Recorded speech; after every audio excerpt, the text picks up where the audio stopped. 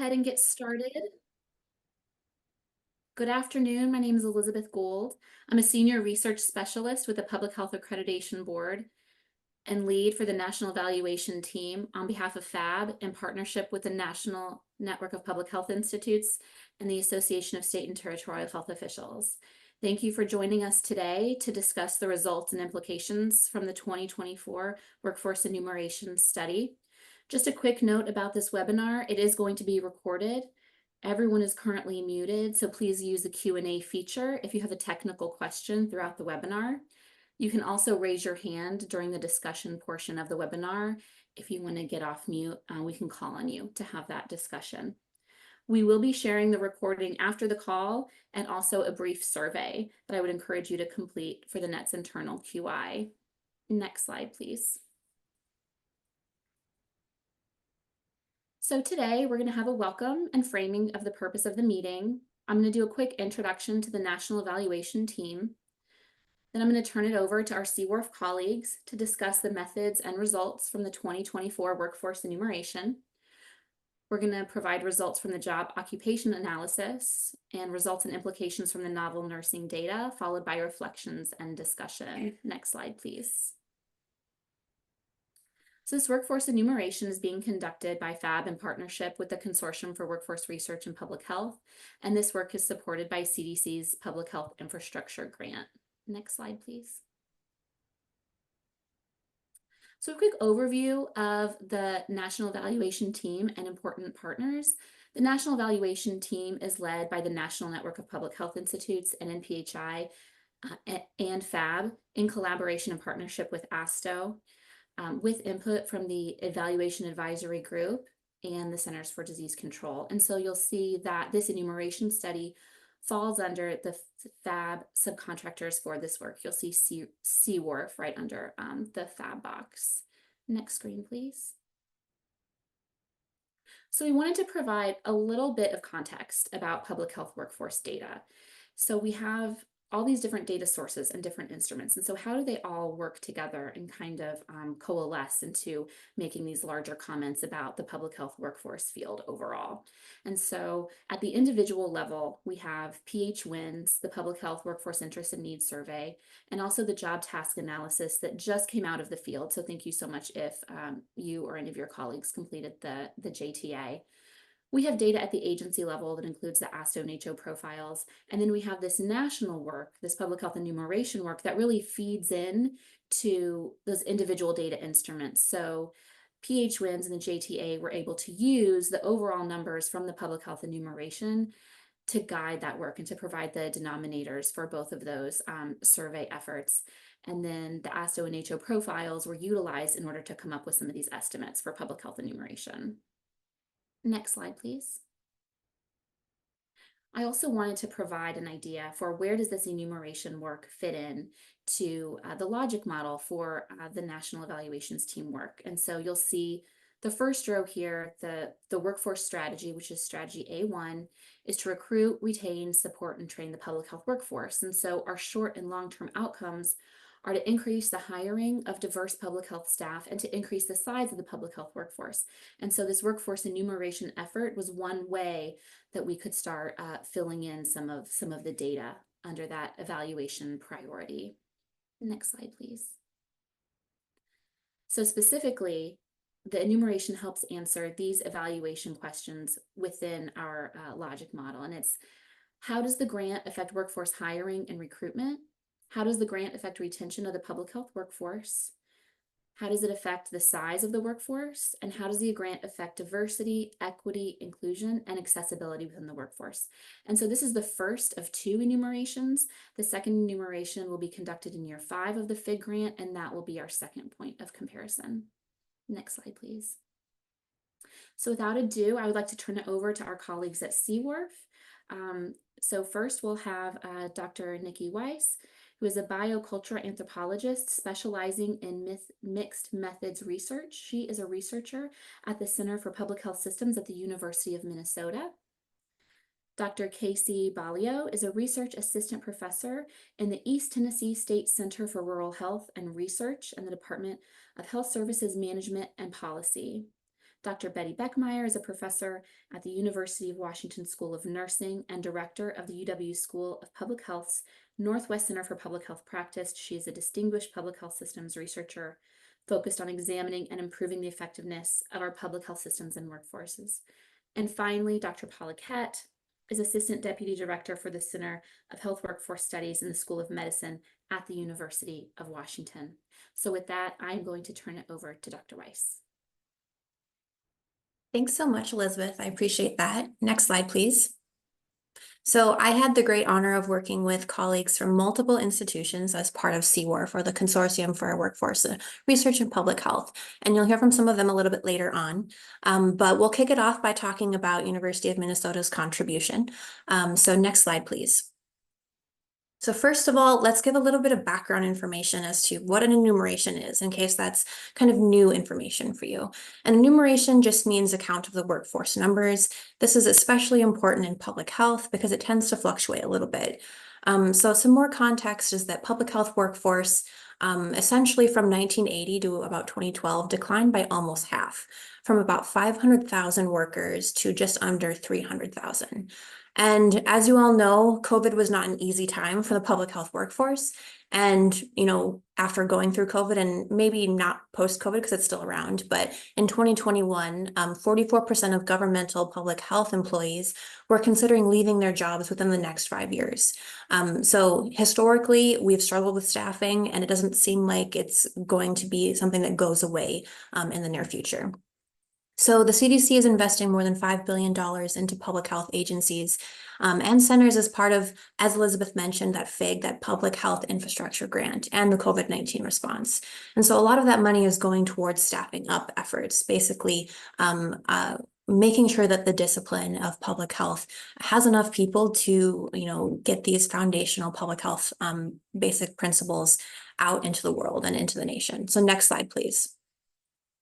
So as Elizabeth mentioned, one of the big things about this enumeration was, how are we going to evaluate if that PHIG funding has helped public health truly staff up? And one of the ways that we can do this is by looking at a pre-award enumeration. So looking at staffing numbers before all this money came into public health, and then potentially comparing that to a post-award enumeration. So, 5 years after, or in that 5th year of the grant, basically. And so that's also going to help us evaluate if agencies are retaining staff as well. So not only are we just staffing up, but also keeping the staff that we already have. Now, a caveat here is that, of course, not all changes in workforce numbers will be directly related to PHIG, but it's still important to have this pre-award enumeration or count of the public health workforce to provide more or less a baseline that we can compare future enumerations to. Next slide, please. So with our enumeration, there are 3 main components, and we call it kind of a trident approach. So these 3 prongs of the trident are the total counts enumeration, the occupation profiles, and the novel nursing data enumeration. Now, my colleagues from ETSU and University of Washington will speak to 2 of the latter prongs there, but we'll dive into the total counts enumeration first. So next slide, please. Next slide, please. So there are a lot of methods to this. And if you're interested in a lot of the nitty-gritty details, we have a very technical version of this webinar that we'll be holding later on, and you are welcome to attend that one as well. But I will try to distill as much as possible of basically a 1.5 years worth of work into one slide here. So basically with enumeration, how it was done in the past is that there were direct counts. Now, that is not feasible for public health these days because public health is so large, it's so intricate. And so a lot of what we were doing is looking at various different surveys and statistical sampling methods to assess state, local, and federal public health workforce data across the US. So we were looking at full-time equivalent data. We were looking at the number of governmental public health workers at local health departments, at state health agencies, and specific federal agencies. We used a variety of different sources like the ASTO profile, FedScope staffing data, NACCHO data, PHWINS, so Public Health Workforce Interest and Needs Survey, as well as reports from the SACHO, so the State Associations of County and City Health Officials. Now, one of the challenges of working with all these different data types is that They're collected at different time periods, right? They potentially are looking at different kind of subsamples. And so we have to find a way to harmonize or reconcile where there are any differences. And so that was one of the big challenges of what we did when working with all of this data.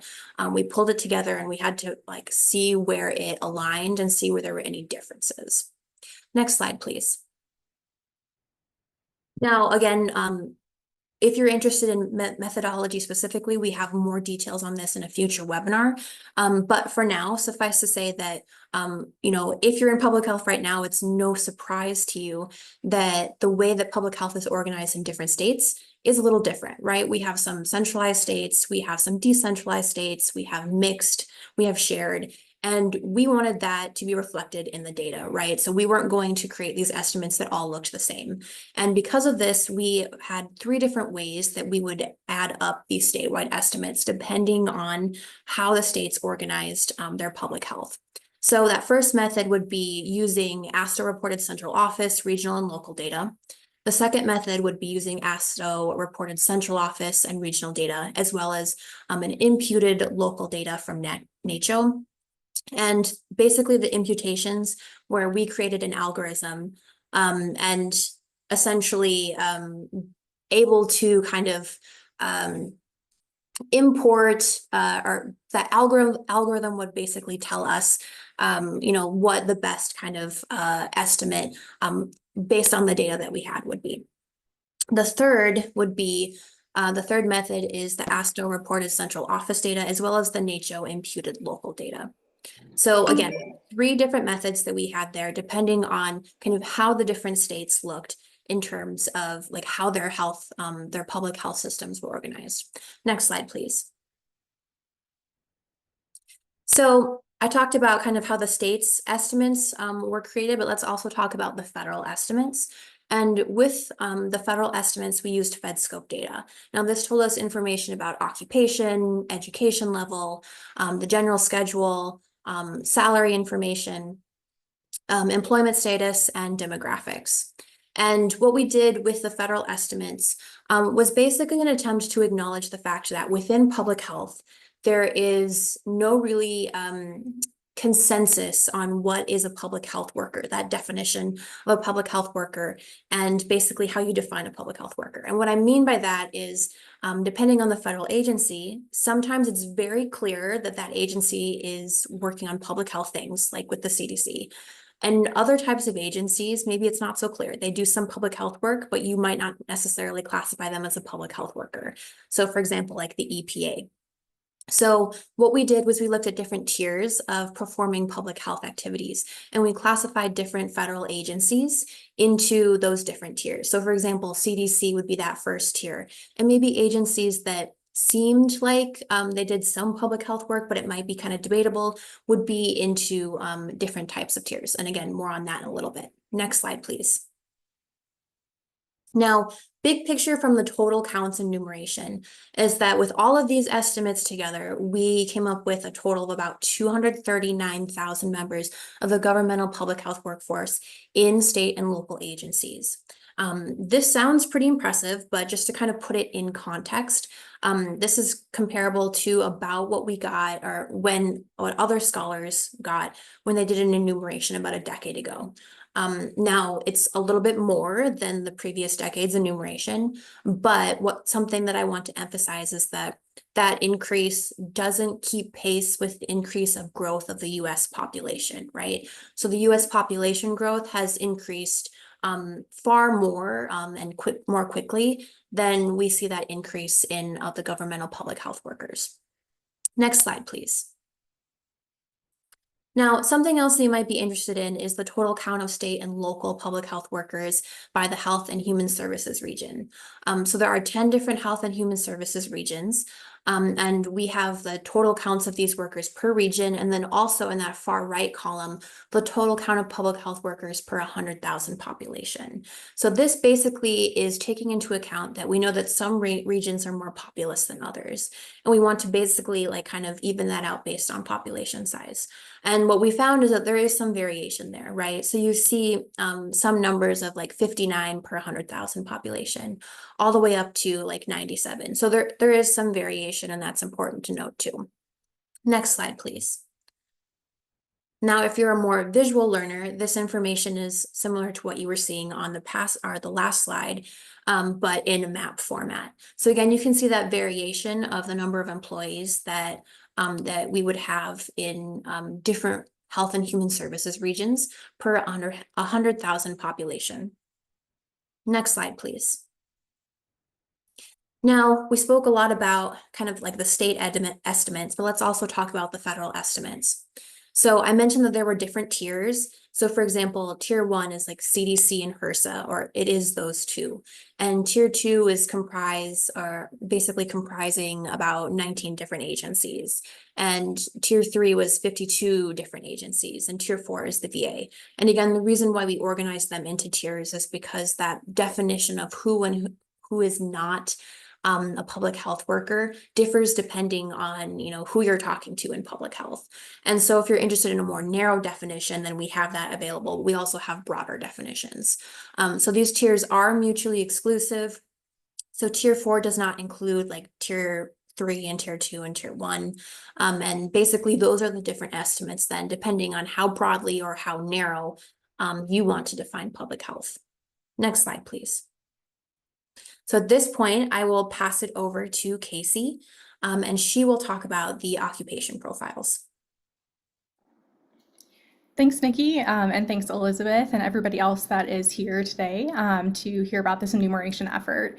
So like Nikki mentioned, I'm going to be talking about the second aim of this work, which really focused on enumerating and describing specific occupations and occupation groups that are really core to public health practice. So these occupation profiles and better descriptions of specific occupations in public health have been called for in previous enumeration efforts, and there have been some specific focus on some of these occupations in the past, but this is really the first approach to have this really robust description of a larger group of occupations with more current data. And this was, again, designed specifically to be used by PHIG recipients and sort of nationally to think about what the workforce looked like either early or before the pandemic, and then look at how it has or will change over time. Next slide, please. So starting with the methods, the first part of this was really to do that enumeration effort where we are really just quantifying occupations or occupation groups within the field. And that uses a combination of NACCHO profile data and ASTO profile data from 2019. And then the second part of this is to describe the individuals working within these occupations using the 2021 PHWINS data. And that talks a little bit more about sort of who people are working within these fields rather than just how many there are. And for these portions of the work, we included 18 specific occupation groups. And then the last step of this was to develop some short reports for 9 occupations of that 18 above, where we really created these 2-pagers that could be used by local or state agencies or federal agencies that have some high-level information about a specific occupation or occupation report. And that included additional information about how these occupations are defined, what are common titles for this occupation, and some sort of key and timely topics within that group. Next slide, please. So again, the first part is just the counts of individuals that are working in state and local settings that again come from ASTO and state profiles. And then next are really describing the characteristics, including demographic characteristics and professional experiences and backgrounds of the workforce. That second set of criteria and descriptions are done using PHWINS data, and we used weighted proportions for that. Next slide, please. So jumping right into the results, this shows the true enumeration and the 18 occupations that we, or some of the 18 occupations that we really focused on for this work. The largest occupations were office and administrative staff, followed by public health nurses and business and finance folks. The smallest were emergency preparedness, IT, oral health, and communications people. Some occupations were larger at the state level, such as business and finance, while others are greater at the local level, like nurses and environmental health workers. Next slide, please. Next is the racial and ethnic composition of the workforce, sorted from the greatest to the smallest portion of the workforce that identify as white, which is shown in that teal bar that's towards the bottom. Among all occupations, white is the largest proportion of the workforce, but ranges from about 45 to about 75% of the workforce, depending on the occupation. For most occupations, the next most frequent race and ethnicities are Black or African American or Hispanic or Latino. These racial and ethnic identities represent the largest share within behavioral health workers, community health workers, disease intervention specialists, social workers, and health educators. Next slide, please. When looking at the age distribution from smallest and largest portion of the workforce that are up to age 30, or sort of the youngest individuals within the field, leaders and nurses have among the oldest workforce, with more than 75% of the workforce being at least age 41, while epidemiologists, statisticians, disease intervention specialists, health educators, and lab workers have a relatively young workforce, with around a quarter of workers being in this youngest age group. Next slide, please.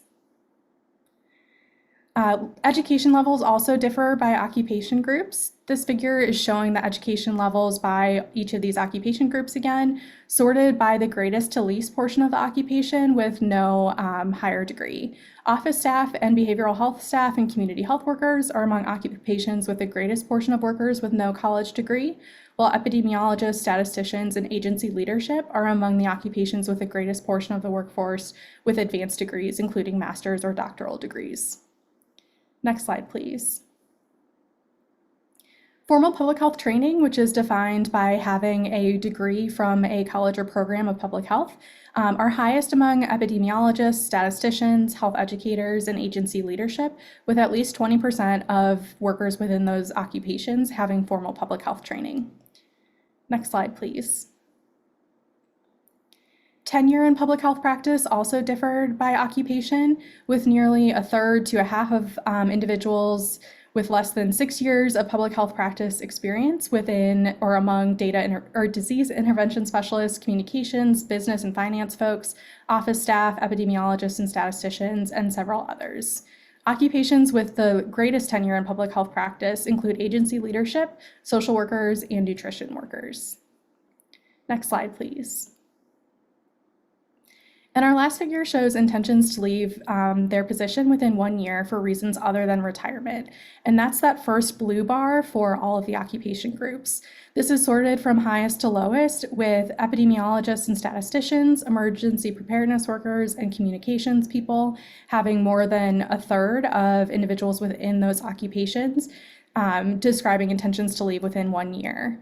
The second bar, that sort of teal colored bar, shows the intentions to retire within 5 years. That is the highest among leadership and public health nurses, which are both above 20% of the workforce. Next slide, please. And our last slide for the occupation portion of this shows an example of the short reports.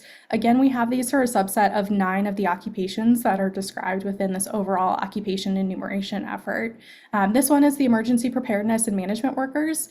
Each of these are 2-pagers. They describe and define the occupation, including some of the alternative titles for those types of workers.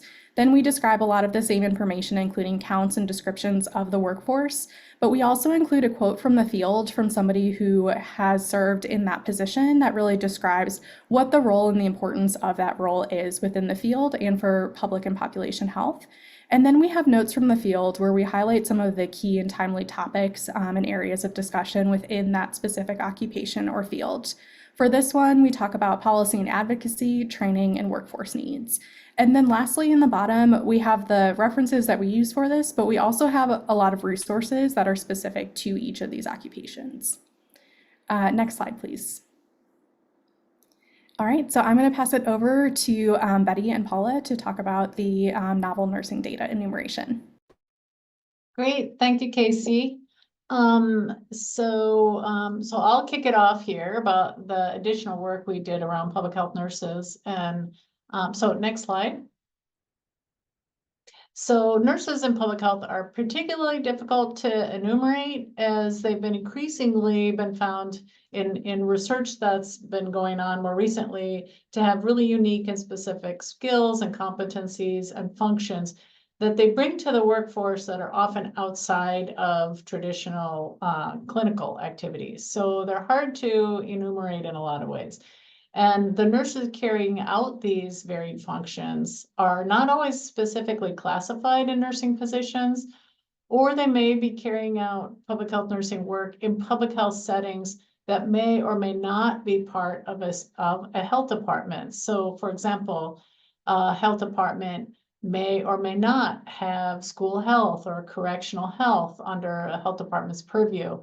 But there still may be nurses, public health, doing public health work in those settings, whether or not that health department considers school health or correctional health part of their services. As such, as a result, they don't always show up in enumerations, and their functioning as public health nurses may show up in a variety of public health related settings that aren't always specifically in a health department. So in relationship to this, there's been a growing need and discussion to better describe and estimate public health nurses by their function rather than just their setting. So this is especially urgent as public health nurses are one of those public health occupations most rapidly in decline. So we really need to understand what might be lost as a result, who is needed, what's needed in terms of public health nurses, and how to address related shortages. So to get at this, we worked with data, Paula and I did, that had greater detail about nurses than a lot of the data we have access to that are specific to our public health system data sets or health departments. So we use these data that had never been used before for enumerating public health nurses. We first attempted, frankly, to use individual state level data that often we fill out as surveys in relationship to our licensure. And there's detailed data about setting and specialty information. In some states that collect these, we were only able to obtain those data from 4 states. So at the same time, our fallback was to enumerate public health nurses working in government settings and using the data, 2022 data from the National Council of State Boards of Nursing. And they do a regular workforce sample survey data. Those data are regularly collected in partnership by the National Council of State Boards of Nursing in collaboration with the National Forum of State Workforce Centers, or nursing workforce centers. So this group puts out, these workforce centers put out a recommended minimum data set of survey items, and the NCSBN, or the National Council of State Boards of Nursing, they use these survey categories that align with these minimum data set, along with the workforce centers. But the workforce centers also collect data that sometimes doesn't align with the minimum data set in their own data collection. So it's a little, so we use these national data. The next slide. These 2022 National Council of State Boards of Nursing, or NCSBN data, included data from 2,846 individual respondents and representing registered nurses from 45 states. So there were specific agreements with the remaining 5 states that NCSBN couldn't share with us those data, and that included this state Paul and I are in Washington, actually. So it had 45 states, and these unique data allowed RNs to indicate both their setting and their specialty area of practice. And these each included public health.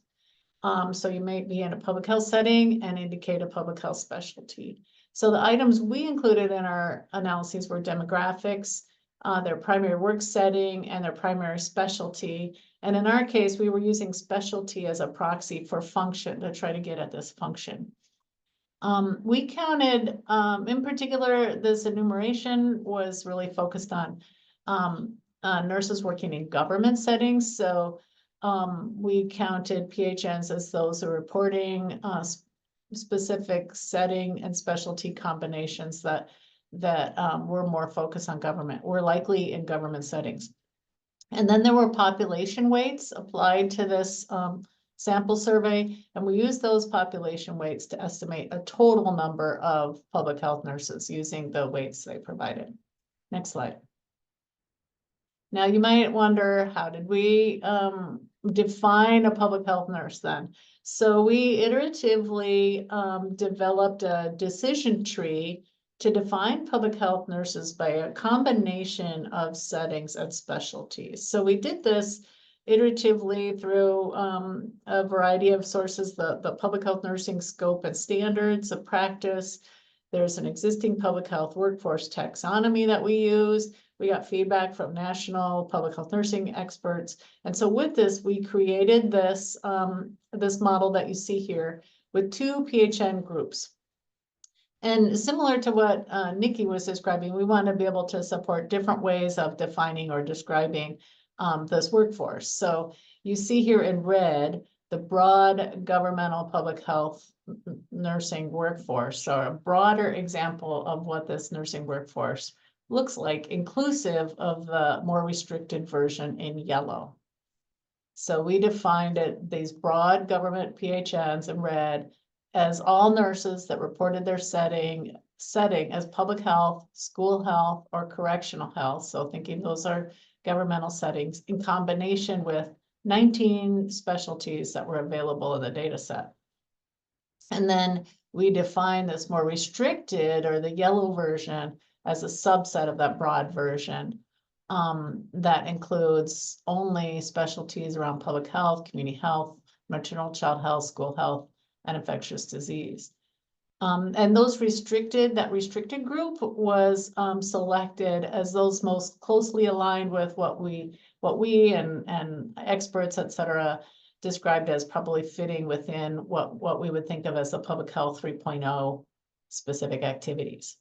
So I'm going to pass it now to Paula, my close colleague Paula, to talk about the results.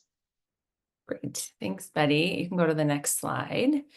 So this is what we found. So looking on the left there, that's the more restricted group that Betty just talked about. And we estimated just over 70,000 nurses in the US would be defined as public health nurses using that restricted government definition, or 1.8%. So pretty small when it comes to thinking about the larger nursing workforce.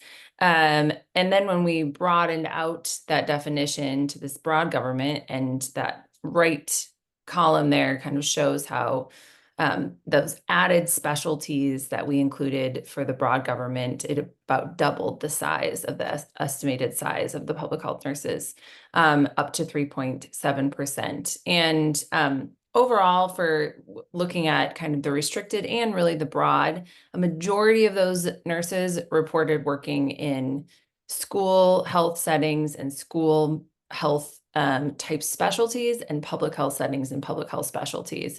There were a number, especially in the broad government group, a number of other specialties that we included, but those were really much smaller numbers and proportions of nurses that reported being in those areas. Okay, you can go to the next slide. This next slide just gives a little sense, a sense of how it varies in the US across those regions that Nikki talked about earlier. And we can see here that the kind of largest group of public health nurses is in region 2, and then the smallest being in region 4, HHS region 4. There's clear variability, and it just gives a sense of potentially where greater focus is needed. Fewer public health nurses may be present, or there may be greater gaps. This also, again, shows that a majority of the public health nurses, and this is our restricted government group, are in public health settings and specialties, or school health setting and school health specialty, and very small number, proportion and number are in those other settings and specialties. And then just, looking at this regionally, we do know that when we look at the state level, this variation is much, much larger. And we have states that have quite a large proportion of public health nurses, like Alaska, is actually has the largest proportion of public health nurses among all the nurses in their state. But Alaska's in Region 10, so when we're looking at it regionally, Region 10 kind of ends up in the middle space. So just being cautious of the way that looking at regionally might cover up some of those granular differences. Okay. And I will pass it over to Nikki to kind of close this up. Thanks. So next slide, please. Oh, thank you. That's perfect.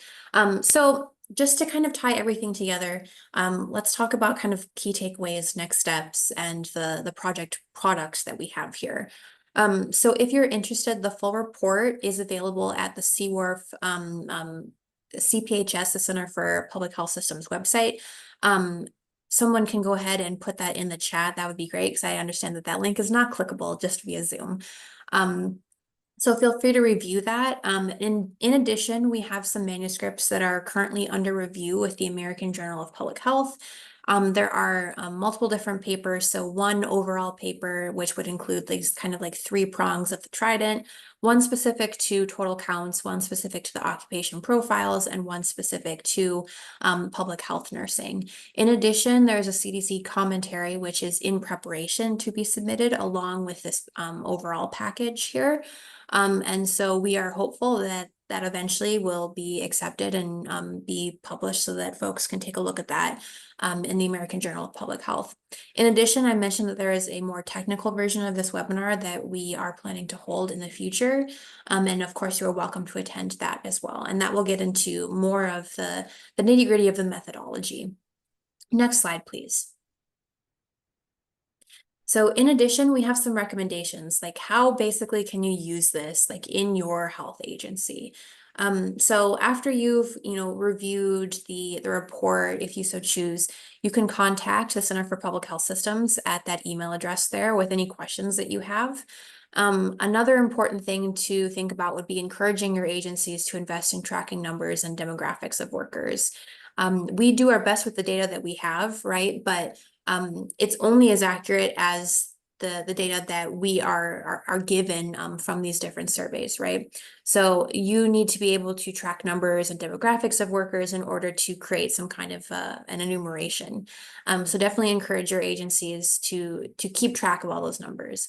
And kind of say a different side of the same coin there would be encouraging your agencies to respond to the ASTO and NACHO profiles, as well as to PHWINs in a timely manner so that these data sets can be used for future enumerations. Like we had mentioned, we plan to basically do like that 5th year enumeration to kind of evaluate the difference in how that funding has affected staffing up. And so having these data is really important to make sure that enumeration is accurate. In addition, another way that you can use this in your agency is understanding how your organization compares to regional averages in terms of workers per population served, and understanding with that knowledge, how might that capacity of your agency inform which services you can provide and maybe which you don't have the capacity to provide.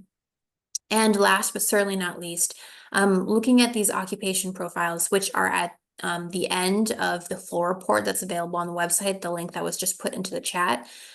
So that's in the appendices. So examining those occupation profiles and understanding which groups of workers are more likely to leave their jobs in the next few years.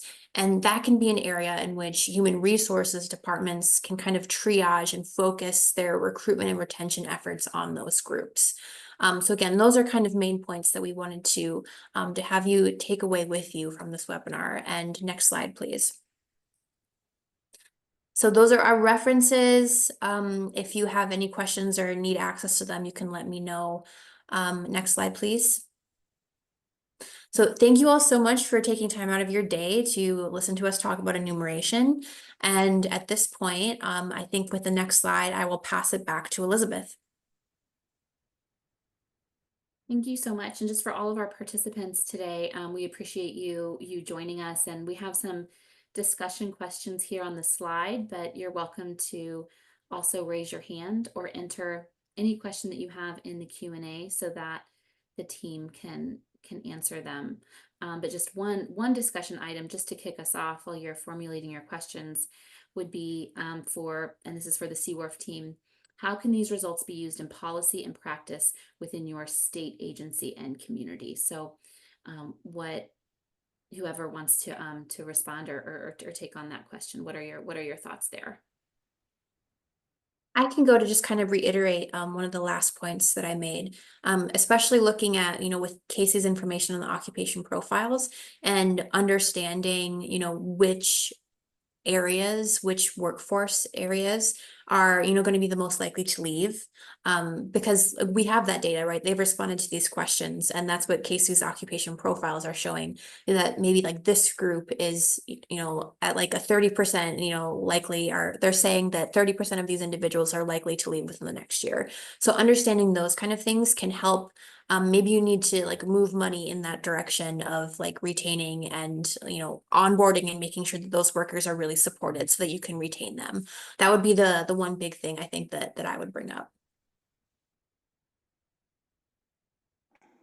I would echo that same point. I think there are lots of opportunities to use these sort of internally for planning and recruiting, but I think there's also opportunities to use these for advocacy and to talk with your state or your local community or an academic partner, whoever that might be, to talk through what these sort of anticipated challenges are, or these sort of trends that we may expect to see in the future, and see if any of these are specific to your organization as well. Some of these may not reflect exactly what's happening in your local community either.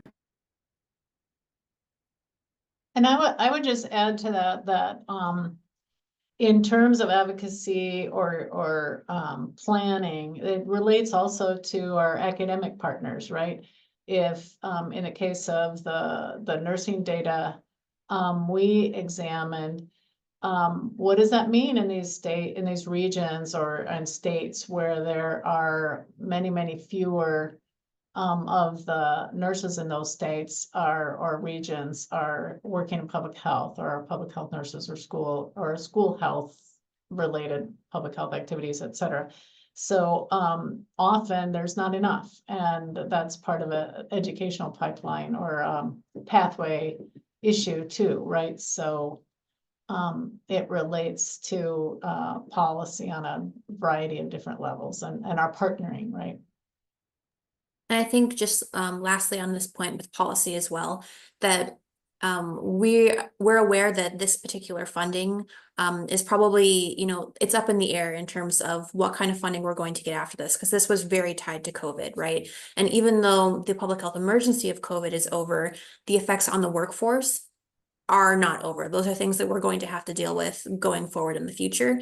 And so advocacy, as Betty was saying, as Casey was saying that these advocacy for for policymakers putting money towards this type of endeavor is going to be really important, because we're going to need to enumerate the workforce when far past when COVID funding has expired. So being able to advocate for funding for public health for these specific types of evaluations and projects, that's really important too.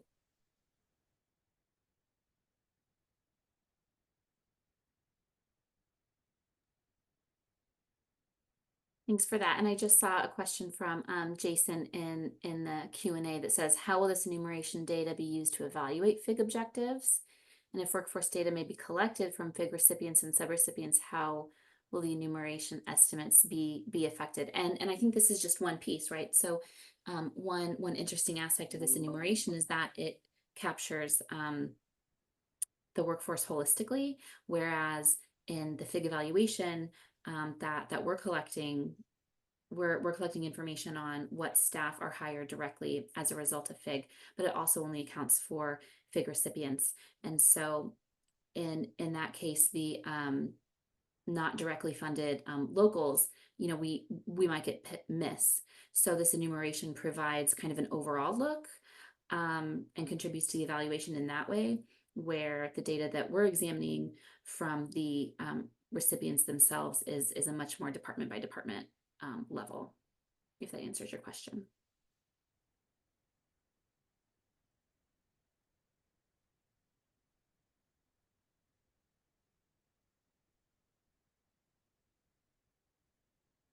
Are there any other hands raised?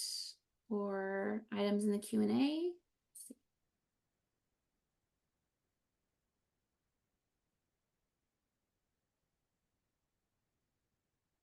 So not seeing any, I will just jump to one of our other discussion questions that we had, which was, what do these numbers look like compared to other enumerations? What are the trends, and kind of what do we hope to see in the future? And I can kind of answer that because we talked a little about it when in one of my slides. And pretty similar, but is the answer. And the but is basically the methodology is a little bit different in every single enumeration. The types of data that are used are a little bit different in every enumeration. And so you have to be careful when making these comparisons. Especially because how we define public health worker has changed a little bit over time. And so some groups might be included in one enumeration, but not in others, right? So generally speaking, that trend, as I mentioned, like in that introduction slide, was a downward trend. We're at least not like hemorrhaging public health workers, at least according to this enumeration, compared to the one in the previous decade. That being said, you know, it's not like a super positive trend. Like we're not looking like we're bringing in tons of individuals. And we also know that there is a lot of data. There are a lot of data out there about the public health workers' intentions to leave.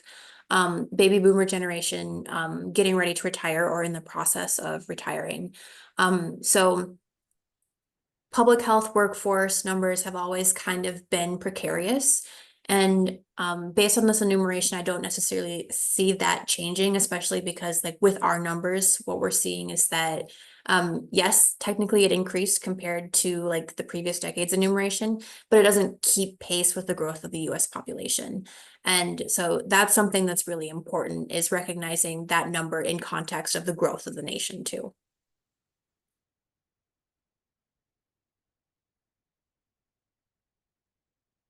And I can speak for a minute about the nursing data.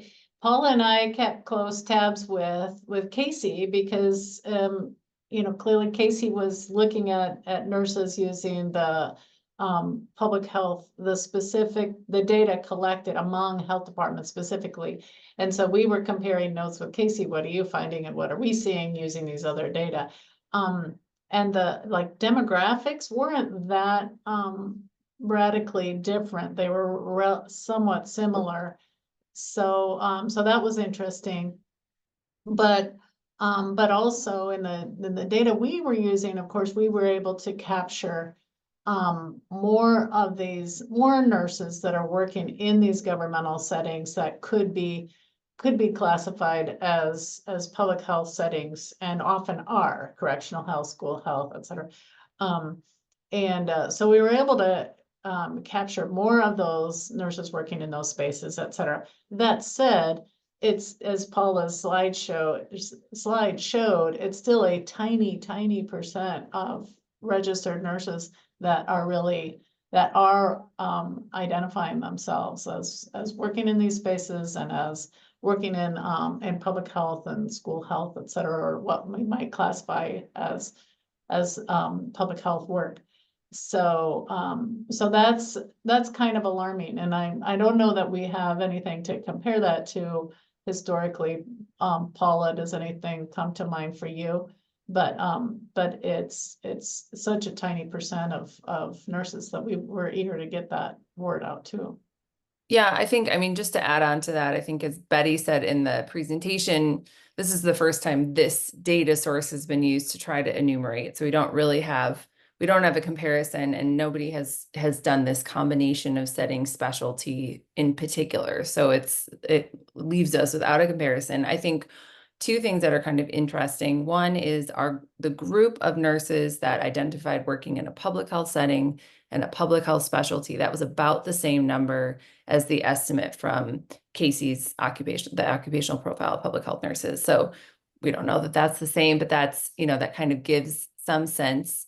And I think that broadly, public health nurses kind of find themselves in this weird space of they're a really important part of the public health workforce, but they're also often measured in a variety of different ways in nursing workforce data and nursing workforce kind of projections and evaluations. And so when we're thinking about enumerations or even just use of these estimates, reiterating that point of, that we're seeing the most accurate way to try to capture them is this more granular approach versus how they're often examined or often counted on just a setting level.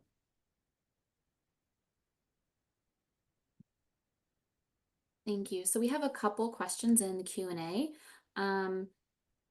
Was there anything that was particularly surprising or unexpected in the data or the results? For me, this was very new to me, so I don't know if there was a lot that I could say that was like super surprising, or particularly unexpected. So I will let my colleagues see if they had anything they want to share.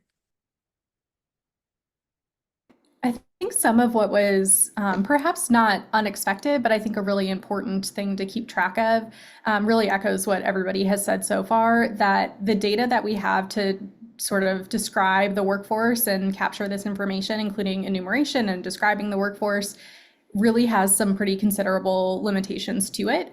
And the way that it's been collected and released over time differs quite a bit. So looking at trends can be really challenging, and making sure that we really have great representation across the US continues to be a challenge. And even when we look at response rates to ASTO and HO and PHWINS and other, I would assume some of the nursing data as well, some of these have pretty small sample sizes for specific occupations or specific regions or states. So I think that continues to be a challenge, and something that I know people on this call are working on and others are working on, but having good data and consistent data and defining things in the same way is really a challenge within this space. And just as Betty and Paula said, even just considering public health nurses, you can define public health nurses in many different ways, and they are defined differently in these data sets.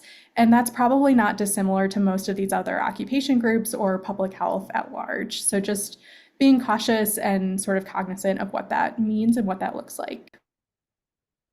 Yeah, I would add, to me, it's iterative, right? The more we use these data and present them and make them valuable to folks like those that are on this call, the more you can, the more hopefully they have meaning to you, and you're interested in helping get better data, et cetera. It's really an iterative thing. So we feel it's really important to be making use of these data and bringing them back out to people. So just to really reinforce that of what Casey's saying, but also one other surprise to me, and I think to both Paul and I, is just getting our hands on the data was more difficult in our case than we might have thought. And I think folks don't, these data aren't always used for these for purposes like this, and so it was kind of a novel, interesting thing, and it was an unusual request, it seemed. And so again, just making use of these data, delivering back to our partners who provide the data, and helping them see how valuable they are in the collection, so that they can get broader and better use. Otherwise, folks like ourselves are answering these survey questions, and we don't see sort of where those data go.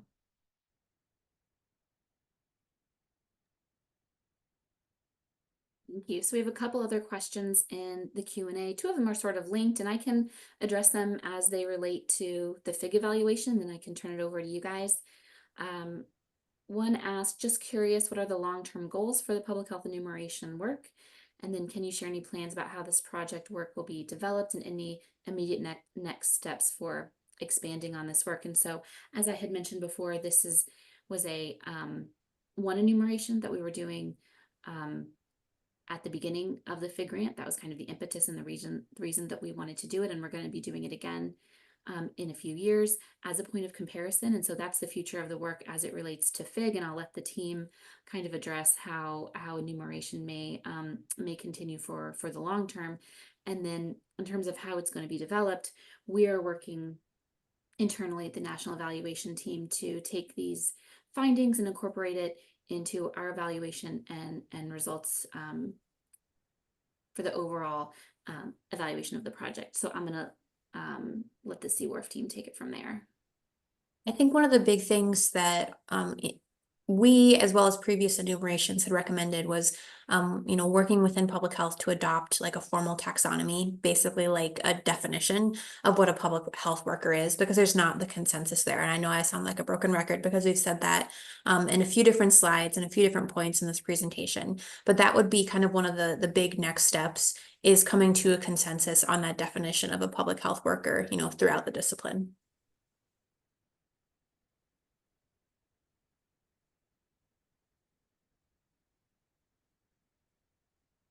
And Polly, you can speak to this too in terms of the nursing piece. I think some of this work has contributed to energizing the public health nursing community around just gathering better data, right? And that is inclusive of, and this is super wonky, but establishing a standard occupational classification code for public health nurses in the Bureau of Labor Statistics, which is all very wonky stuff, but has been found to be sort of a critical area and opportunity for enumeration and data collection around this occupation.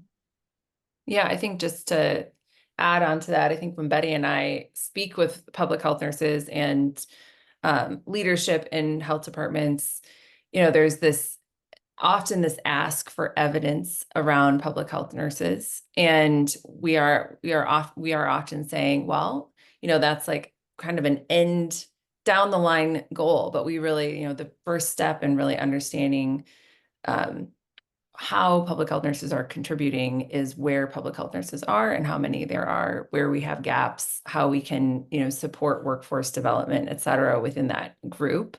So this is just a really important part of that process, and getting a better sense of maybe some areas that need, more attention than others, others that have, where there was a higher number, what's happening there, what's different in those areas, that sort of thing. So. Thank you. And I think we have time for one more question in the Q&A. It's were there any notable findings by demographic subsets, like centralized versus decentralized versus mixed governance states by the HHS regions? So Abby, do you have any that you can think of off the top of your head?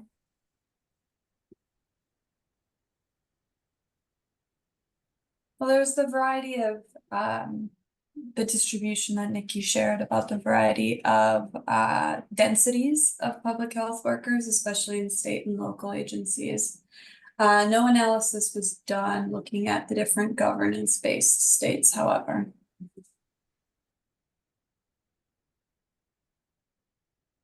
For us, in terms of nurses, there is this like really dramatic kind of differences by state, and we talked here about regions, but by state too. And we looked at where some of these states also have really large proportions of their public health nurses are in school health settings. So, and that has a lot to do too with how what schools and school districts and state systems, how they regulate and elevate nurses in their schools, and some do that more so or better than others. So that kind of was played into this as well.